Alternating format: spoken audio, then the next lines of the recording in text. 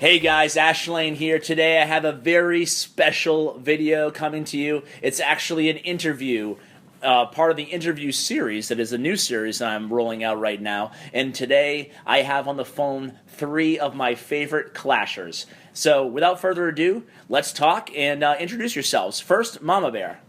Hi. Tell us a little bit something about you, Mamabear. My in-game name is Mamabear. I'm a level 139. Been in Red Elite for about a year now. Awesome. Lisa. I'm Lisa. I'm at level 157. Whoa. I'm a co-leader in Battle Elite, and I've been there probably about 4 or 5 months. Very nice. And Timmy. I'm Timmy, level 107. Just got my Queen gem to 28 last night. Wow, awesome. Awesome. King is sitting at 20, and I am the leader of Battle Elite. I feel one of the most prestigious clans out there. You do a really good job. You've been leader there for what, like 6 months or so now, or is that about right? Or 6 months since August. Awesome.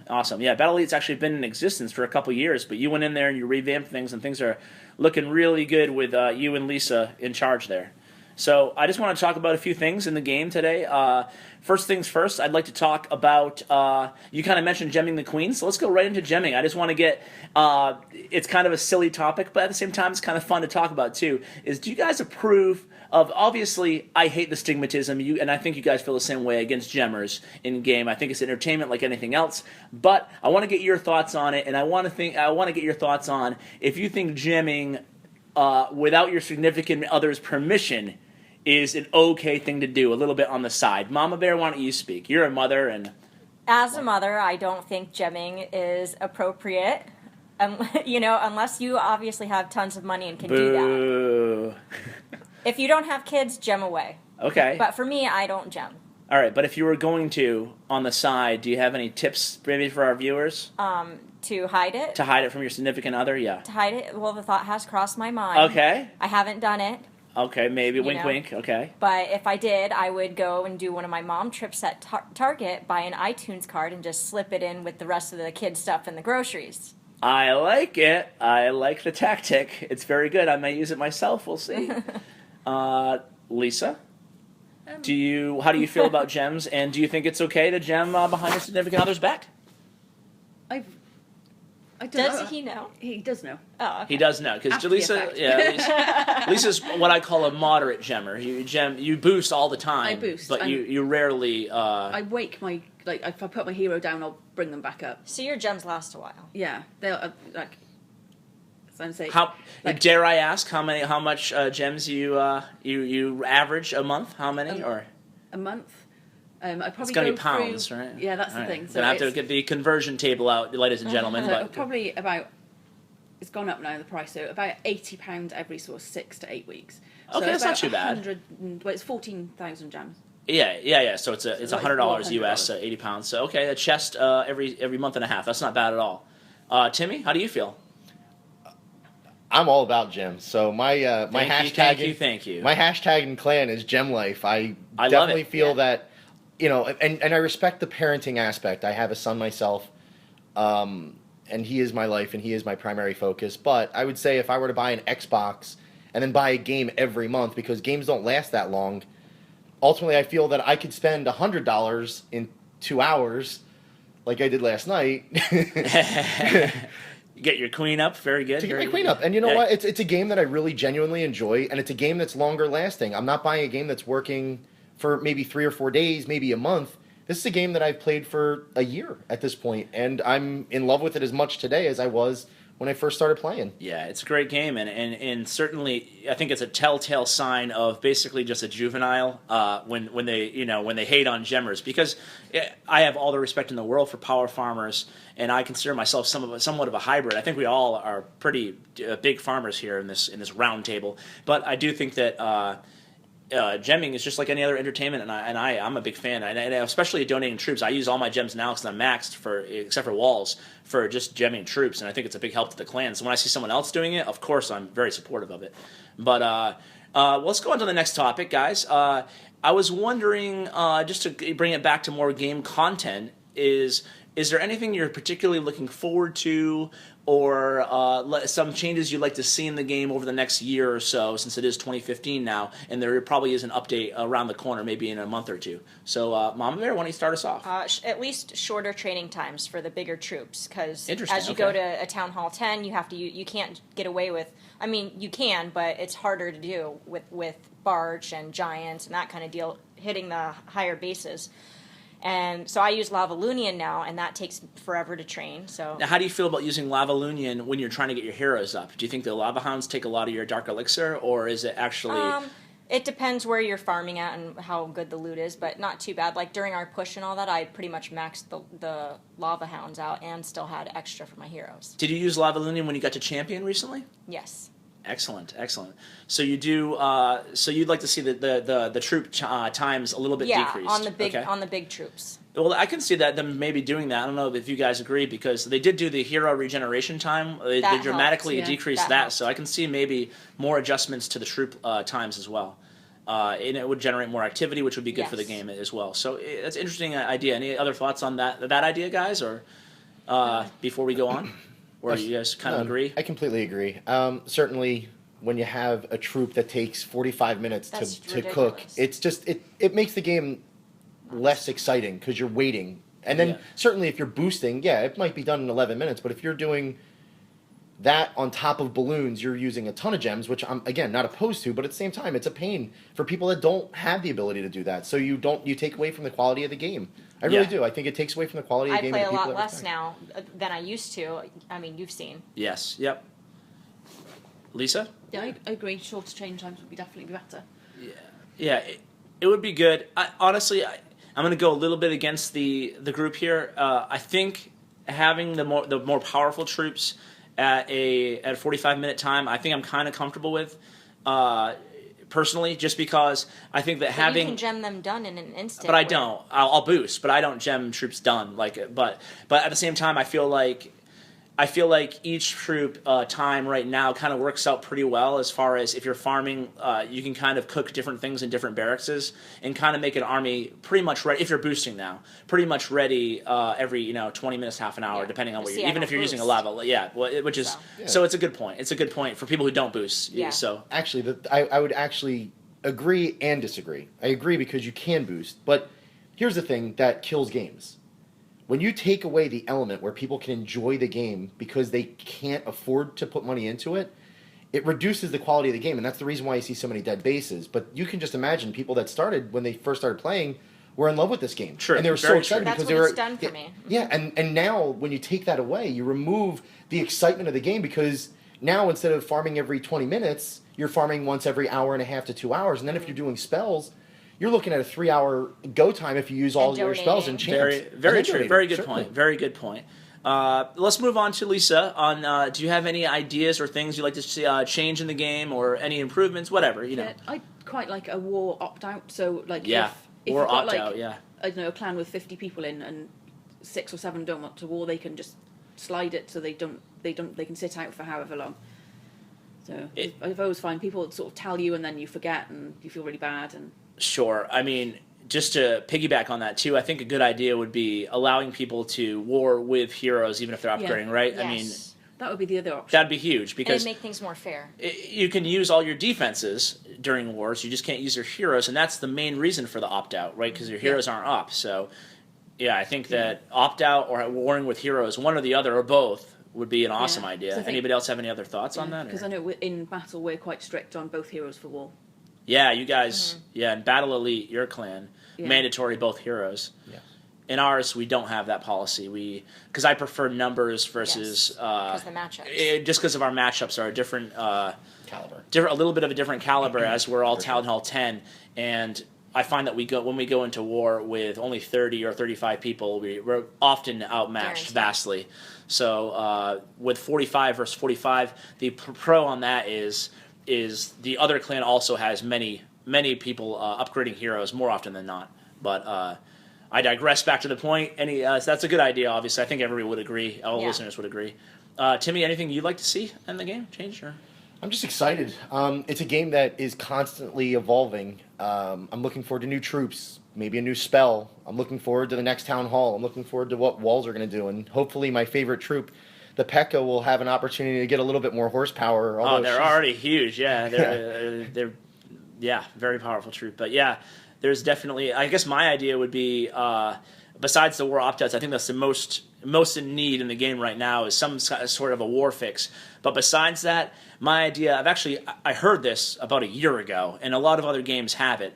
But I know the Star Wars Commander, for example, they have campaigns that you can go on, and it's sort of like a daily missions. You have a certain amount of time, and what it is like, for example, do 20 multiplayer attacks in 2 days successful, and you get this reward. I think giving someone an incentive to log on every single day, another incentive such as that, would really be awesome in the game. It doesn't have to be a campaign, doesn't have to be but like I said, daily awards. Get 5 raids a day, something like this, something very simple like that, and everybody would want to log on for their dailies. I'm logging on to get my 5 raids in. That would be a great idea because it just incentivizes more playtime and whatnot. So those are some great ideas, guys. Basically, I want to kind of turn the interview over to you guys and see if you have any questions for me or any little tips you want to share or just anything that's on your mind right now. So why don't I start with Timmy this time? All right. I always get excited because we have so much going on with the game. What is it about the game that really gets you most excited?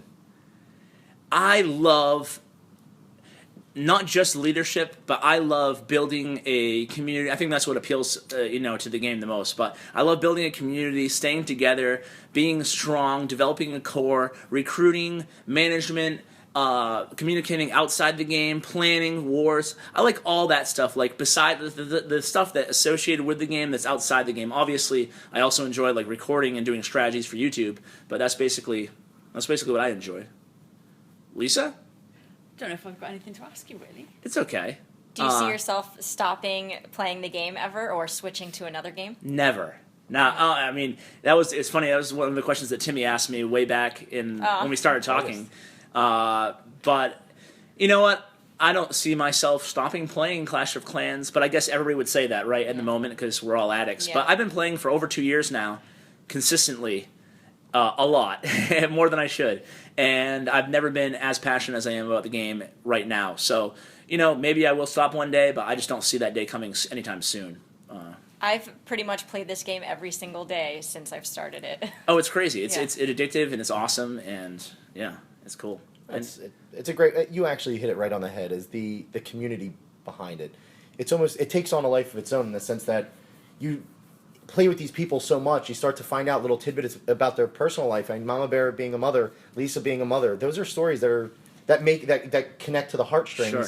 And keep the pulse of a clan alive. On top of that, you want to be friends. You care about their well-being. You guys are my real life friends. Like, it's that's sad. That's awesome.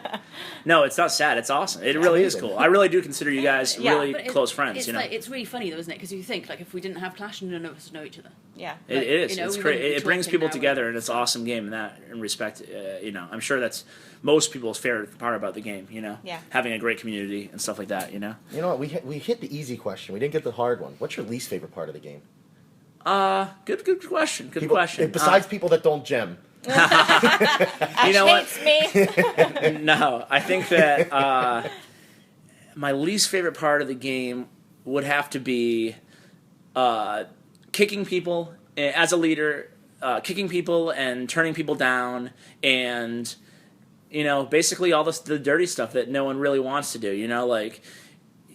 You want to befriend everybody, and you want to have relationships with everybody, but sometimes you have to come across stern and almost abrasive, just because a lot of people in a game like this, obviously not the majority, I'd say, but a lot of people, a strong minority of people, are just out there. Are not a good fit for really well put together communities. Like they're abrasive or bad attackers, annoying, whatever they are. Whatever it is, and rude, not respectful. Things that we find tenets of our alliance. So basically, that's it. I mean, just kicking people and stuff like that, I guess, or dealing with malcontents and stuff like that. I guess that would be my least favorite part of the game. Anybody else want to chime in on their least favorite part of the game?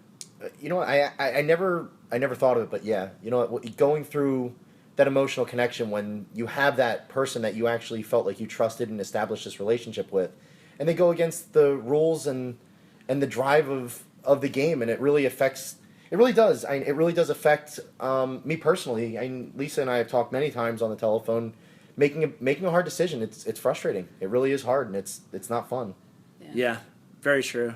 Very true. Do you guys have, before the last question, I guess, do you guys have any interesting tips or strategies or something that you feel like you have a good grasp on the game that not many other people do? I know it's kind of a strange question, but I'll start out first because I have one in mind. Is when I'm farming on boost or off boost, what I do now is I farm in Champions League. I advise people farm in the highest league they can, but for the league bonus. But I know everybody has different opinions on that. But when I'm in Champions League, what I do is I actually attack. I use Lava Hounds, and I don't need the Dark Elixir, so I use Lava Lunion when I farm. But whenever I farm, whenever I have the army, I actually delete all my troops that are cooking while I'm nexting and looking for a base, and I put 240 archers in there. And basically, I try not to use my heroes on the first attack, and then I use a 240 archer attack immediately after I farm. So I basically get 2 attacks in, and I get that league. But I don't care how much loot the second raid has, because I just want that league bonus of 180 golden elixir. So it's like a little tip. Anybody else have anything like? It doesn't have to be like that, but I it could have just. a tip for donating, because you Okay. see a lot of people that are like, "Oh, I don't make those troops, or I don't donate, and that my numbers stink because of this." If you put whatever, like wizards at the end of your barracks after your regular army is trained, after you raid, they'll be ready to donate. And Yes, you can donate yeah. those. You cook your donation troops while you're raiding, basically. Yes. Okay, cool. Lisa? Yeah, I think when people sort of request, if I haven't got the troops made, I'll quite often start cooking them. And So then, do you have them? Oh, you have them on boost too. yeah, I so have one boost, but I mean, so they never wait more than 20 minutes or whatever. yeah, Or when 15 minutes. when I barch, which I haven't done for a couple of months now, I always used to have sort of 5 wizards and a packer sat in my barracks waiting, so that I could just donate them as soon as a request comes up. They're done. And then as soon as I've donated them, I immediately start cooking again. Okay, yeah. So there's no excuse for anyone, because I don't gem, and I donated up to It's true. almost 20,000 troops in one season. It's Just true. doing that. These are some powerhouse donators, by the way, folks. We got Mamabear, Lisa, Timmy, all of them, and myself have flirted with, if not hit, 20,000 donations in a season. Timmy, any advice, tips, anything? Clan War? I know you're very strategic in Clan Wars and stuff. Anything? Any advice for the listeners? Yeah, attack smart. Ask for advice from the people that you're playing with. You can only take yourself so far. This game is strategic. Very true. You can't go. Even I ask for advice. I mean, everybody does. Like, our best attacker asks for advice, and it's. Yeah, just attack smart. Attack within a range that makes sense. Don't try to show off. Being a show off really ultimately leads to a lot of failure, and it's not. It's actually really a disruption to the game, because when you do that and you lose, you spend all of your hard-earned time that you've invested into getting these elixir and everything else, the resources to get into a war, and then to lose and get nothing or virtually nothing. It's a demoralizing feeling. So try to be a team player. I think that's really the biggest thing. It is, and it's tough. It's easier said than done. It sounds easy when you say it, but even myself, I find at times I feel obligated to attack like a top 3 base of the enemy, for example. Considering that I have one of the highest offensive troops, but I really shouldn't be like that. I find myself fighting with myself oftentimes. Not that I can't be successful oftentimes, but going down a few bases obviously would be safer. You figure if you're attacking their top guy, they're the top guy for a reason. And if you're losing a war, sometimes you got to take your ego out of it and attack something way out of range. You jump to number 15 that hasn't even been touched. You have the skill set. You've been playing the game long enough to know that even if it is a mid-level Town Hall 10, more than likely you'll get a minimum of 2 stars. That 2 stars twice is 4 stars. In a war, 4 stars could be the difference maker of winning and losing. It really, often enough, especially at the level you guys are at. You're at a completely different level. We're way, way, way below you guys from a war standpoint. You're catching up, though. We're catching up quick. Caught some steam. But it's different. We can create a range that's healthy, whereas you guys, it's all about who gets the right attack in on the right base and doing it the right way. Because one bad spell placement is the end of a war attack. Missing a troop, going in without a hero, for us, is a problem. For you guys, you seem to be so good at what you do, you really don't need that. But all those little things, it's true. I'm not. I don't mean to kiss anybody's. It's a matchup. It's a matchup thing. But your point is well received for sure. Paying attention to the details and whatnot, not going in willy nilly. One more thing, guys, just for fun. Is there anybody you guys would like to give a little shout out to? One of your favorite clashers, or anybody special you want to say hello to from your clans? Hello to obviously everyone from Red. But who? Give a shout out to one of your buddies. Brando and Remy. Brando and Remy. Okay, Lisa and Gando. I don't know. Maybe that little gangster. That little gangster. I knew it. That little gangster. Timmy. I'd love to give a shout out to a few people, actually. And first, Okay. I'd love to say thank you to Ashlyn for allowing me to be a part of this tremendous community. Okay, all right. No, Thank I think it's a I great appreciate acknowledgement. I'd also like to send a little shout out to Lisa and Ange, and these girls are really the heart and really the lifeblood of this collection. It's true. And last but not least, certainly, is my beautiful girlfriend Finadel, who just joined us in CWA. Aww. Who I miss dearly. We're very happy to have her. Yep. And I'd really like to just say she's doing great, and I'm glad she came on board because she didn't realize how much fun this game could be until she came to CWA. And what I would also encourage people to do is check out the website, go to EliteNation.net, take a look at us. We are different than every other clan out there. We are all about our people. We're all about doing the right thing, playing right. So I'd like to just say, if you're not happy, there's a reason. You can make yourself happy in this game. Try us out. We'll give you a boost. Honestly, thank you, by the way, for the compliment. And it's true what you said about Mama Bear and Lisa. They're definitely two of our matriarchs in a way, and they certainly bring so much to the table. And obviously, you do too, Timmy, as a leader, as I touched upon earlier in the round table.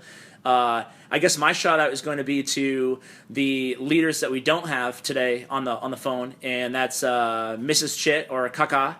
The leader of Unity Elite, and Hello There, the leader of Clash with Ash. They do a great job there, and also I have to give a shout out to Team Mutiny, which is Gondo and Medium Rar. So I think that we're going to wrap it up there, guys. Thanks so much for tuning in. Go ahead and comment, share. Tell us what you liked about this conversation, what you disagreed with, what you agreed with, anything that you'd like to see added to the game, or anything that you think we missed, and maybe we'll bring it to you next time. So thanks for tuning in, guys, and we'll talk to you later. Bye.